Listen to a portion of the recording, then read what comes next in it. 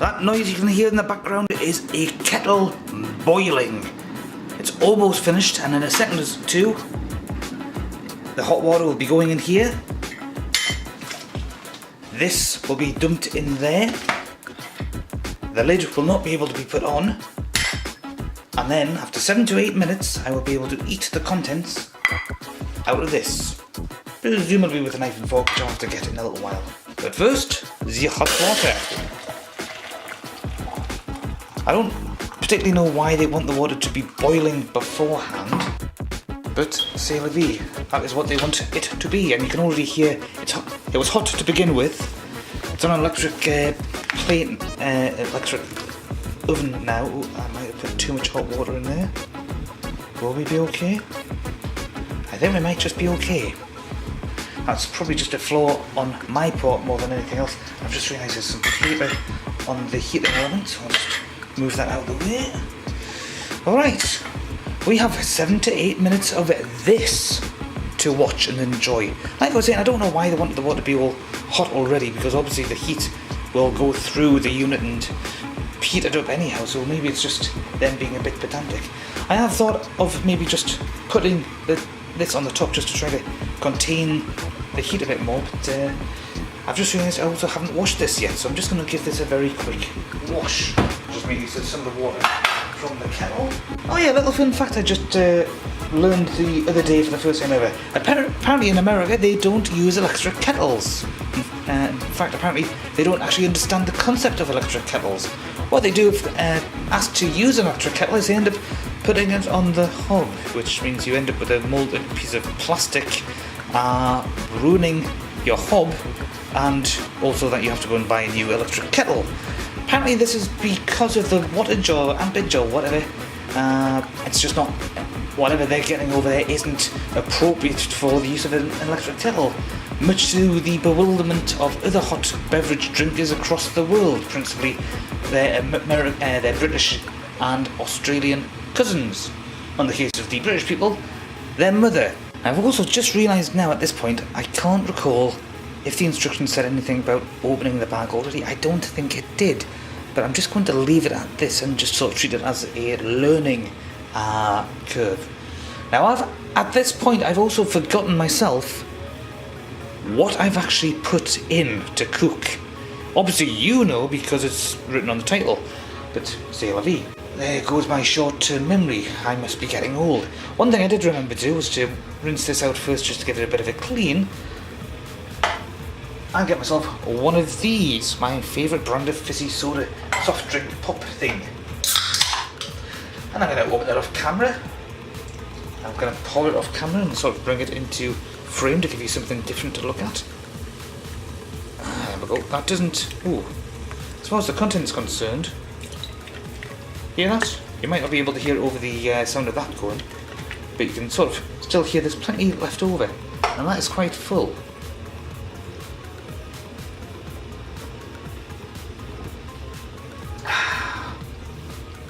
And there you go, that's how much I've had. I can feel the heat coming off this quite nicely. You notice the heating element keeps turning itself on and off a bit. That's simply so that it doesn't end up being too hot.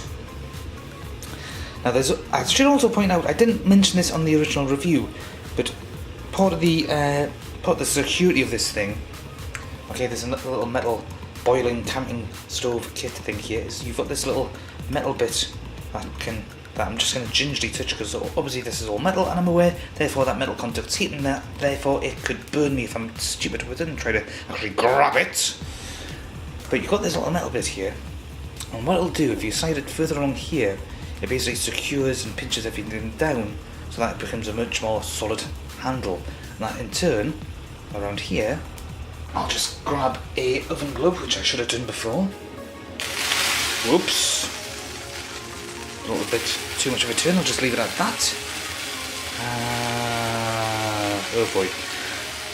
But that in turn, having that further in place keeps those locked out so that you can't accidentally have this coming out, you know.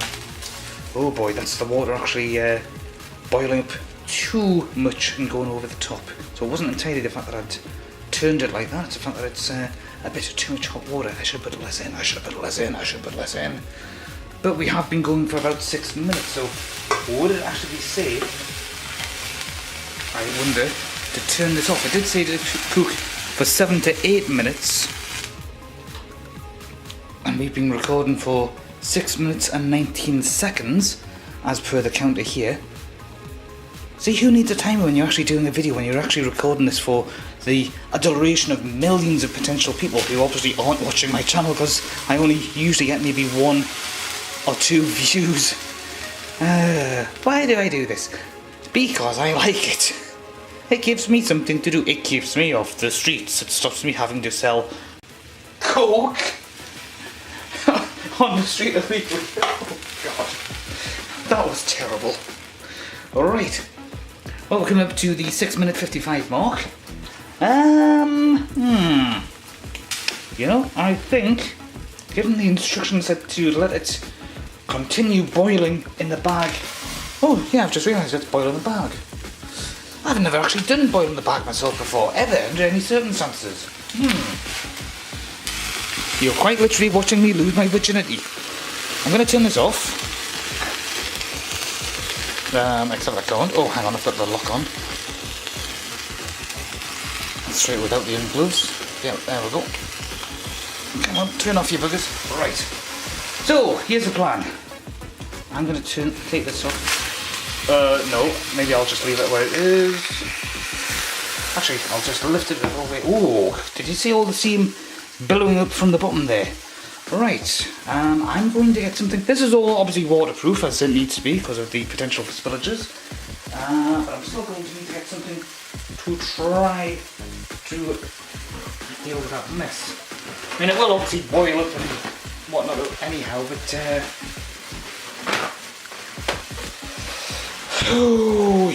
in a few seconds you might just hear me screaming for mercy, or asking myself, why did I do something so stupid? Oh, and it goes without saying, don't try this at home, kids. Seriously, do not try this at home. I'm quite mortified for my own well-being. Strangely, no significant burns, although you can see from, the whiteness has sort of turned to yellow there.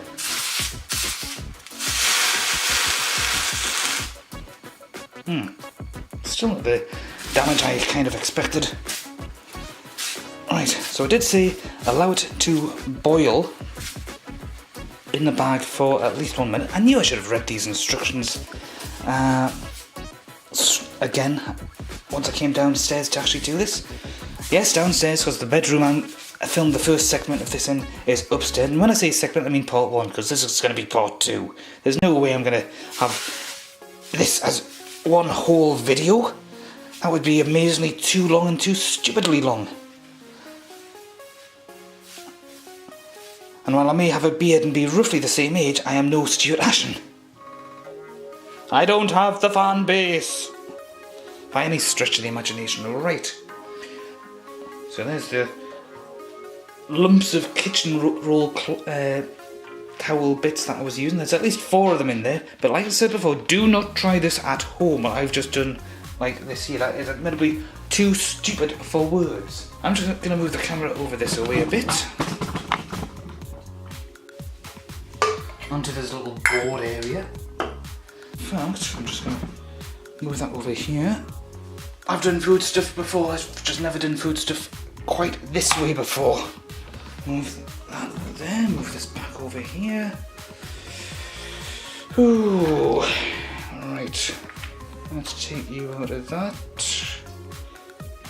I hope to God you have actually been cooked thoroughly. I'm assuming from all the steam that's coming off you, you must have been cooked properly. But for the time being, let's just leave you over here. I'm going to get a knife and fork out of the drawer that is just to the right of where the camera is. Or otherwise, right in front of where the camera was. Oh, look how loud that could be. Right, Mr. £3.99 meal. What are you? Chicken tikka and rice. Oh, I think you're quite literally the last thing I looked at. And as I open it up, and feel that, oh, what bloody hell, that is actually quite hot. The packaging is quite unsurprisingly hot. Oh yeah, that smells like chicken tikka. Oh, that wasn't ham acting or anything like that. That was genuine pain and shock. I just realised the kitchen window was wide open. So I've gone and closed it. Alright, I haven't burned myself, it's just the heat has been quite a surprise. Let's get you out of the way. Is this still going quite nicely? Yes, it is. It's still steaming. Oh, even the contents is steaming. Is there anything left in here that hasn't gotten out? I'm one of these people that if I'm having anything out of a can or a bag in this particular case, I want to get all of it out. Don't like wastage. It kind of drives me batty if I'm visiting a friend and they're busy doing themselves a meal and they're getting all the stuff out and they're leaving stuff behind. Yeah, there is stuff still in there, but I think I just can't get this bit off. Oh, there we go, finally. Now the inside of the bags are foil, which probably explains a lot about all the heat that's being generated inside. So just to show you the colossal mess. Yeah, there you can see exactly what's going on, or at least some of it, because I doubt you're going to be able to see every single last thing, but we'll just leave it there. Right, so there we go. A chicken tikka and rice. And it smells just like how it's normally smell, this sort of food at any number of Indian restaurants. I'm just going to wash my hands first before I move the camera again, because I don't want this stuff staining my camera.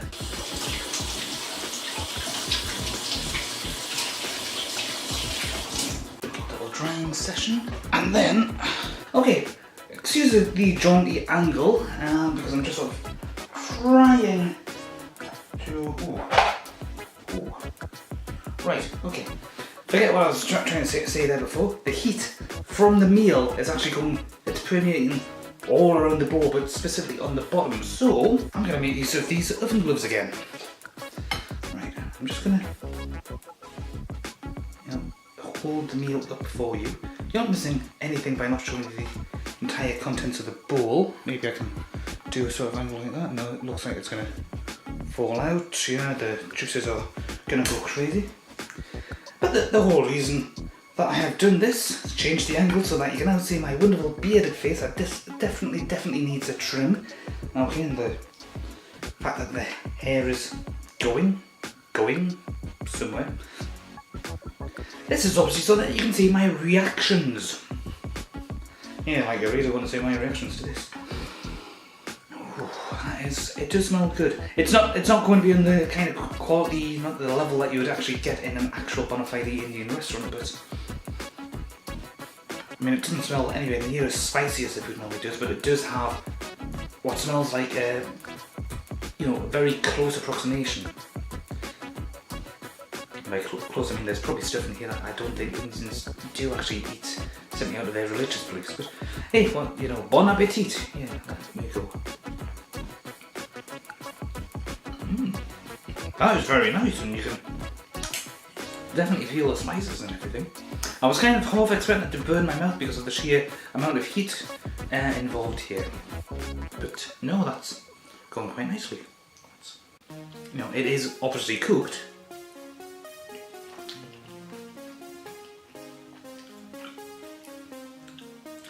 Although from how this particular bit is concerned, I've just had one of these just before. It wasn't perhaps quite as cooked as it could have been. It's one of these beans. But it does fall apart quite nicely. It's, not going to pass. If you were to go to a restaurant, an actual Indian restaurant, and they served this up, then you'd have every right to be insulted, because obviously the chef must be on a smoke break or something. But in a jiffy, as part of a camping trip type, breakfast type, lunch type thing, yeah, this will hit the spot quite nicely. I might have wanted to have gave it just maybe another minute on the hob, or another minute just boiling in the tin by itself afterwards, but You know, this is rather nice. I've also washed this all down with my drink. There is a little bit of a spicy taste to it, but nothing in any way strong. It's a barely mild spicy touch to it. So yeah, had it actually been the traditional so hot you could make flames come out of your mouth type of affair, then you would have had a reaction video. But overall, if you can get stuff like this and it's made to this kind of quality, yeah, go for it. And I'm hoping that the other meals, you know, stand the same sort of test.